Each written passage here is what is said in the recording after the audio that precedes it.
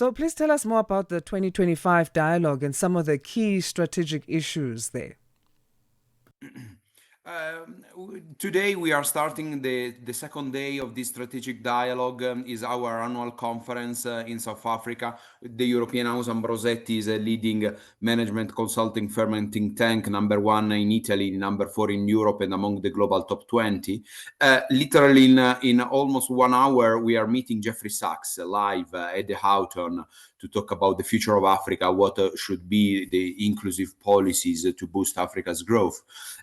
We will have a session on financing infrastructure together with all our partners. We have at the Houghton around 200 CEOs, governments and multilateral agencies. We will continue with the session on CEOs' views on African business. And in this context, we will be signing the CEO Manifesto, a strategic document with the 10 key statements on the future of African business that will be signed by all the partners of the initiative. And we'll be sending the CEO Manifesto to the South African presidency, to the G20 Secretariat, to the G20 member states. The summit is very critical this year because it really is back to back with the G20. But we wanted to make sure that to raise the voice of the private sector. Private sector in Africa is the driving force of Africa's growth, of African economy, as you all know, is responsible for the 90% of the employment of the workforce in the African continent, 2/3 of the investments. So it's important, to hear about what the private sector has to say about, in particular, the economy. What are the major changes that you've seen the dialogue undergo or achieve if we look at an overview of the past 11 gatherings? Well, thanks for the question. What we are seeing is that the African giants are emerging. Total capital markets in Africa is a market capitalization of 1.4 trillion US dollars, which means an increase of 500% in the last 20 years.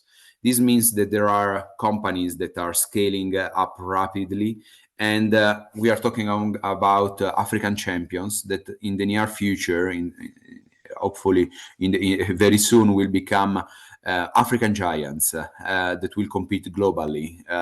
We were asking about yesterday whether this will be the African centuries. According to many, it will be because of the minerals availability, the GDP growth rate, the young population, and so on, and other parameters. But I believe that the answer is yes, also because there will be a certain degree of certainty that about African giants once again that will be able to compete globally. In Africa, there will be the most important companies in the world for the future that will ultimately be responsible for reducing unemployment, to attract investments, to reduce even public debt pressures. This is one of the topics, but of course there are still challenges filling the continental infrastructural gap that accounts for around 2% of the GDP on an annual basis. The number of armed and conflicts in the continent, if this would not happen, that would be another 2.5 GDP growth rate and many other things. The session of CEOs' views on African business will feature the signing of the CEO Manifesto that's going to be shared with the G20 member states and the South African presidency. Why is this document important? It's important because is an achievement, of course, from our organization that we have big companies, big influential individuals signing a strategic document committed towards 10 key statements for the future of African business.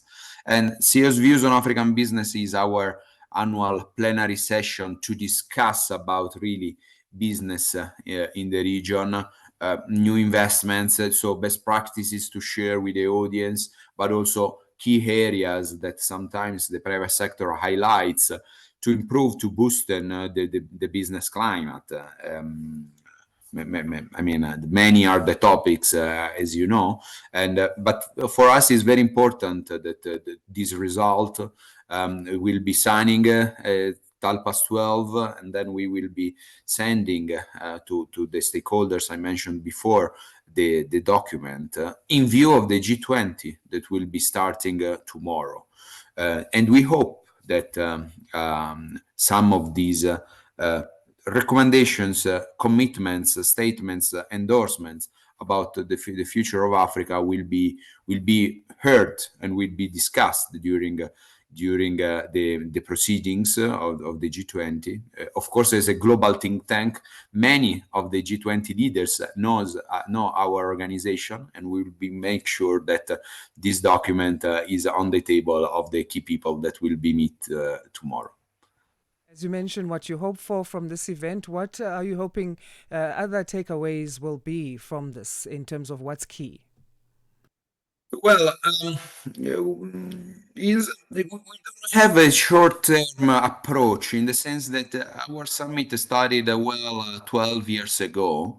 Um, so if you see also, as mentioned yesterday during the first sessions, the FDIs from Italy over 10 years period increased by more than 3 times. So we have rather long-term approach. But of course, we monitor always business deals, investments that do take place on the margins of the event are facilitated, nurtured, and we many that have taken place, like in the automotive sector, in the renewable, in the leather, in the tourism as well. So we will see what happens. We discover business deals also in the weeks following the event. But for sure, today is very important. Is the day before the G20. The world will watch South Africa. Is an opportunity to put on the global stage also the African voice. And Grazie, Pietro. also We'll this leave this afternoon, conversation there for now. Thank you so much for your highlights.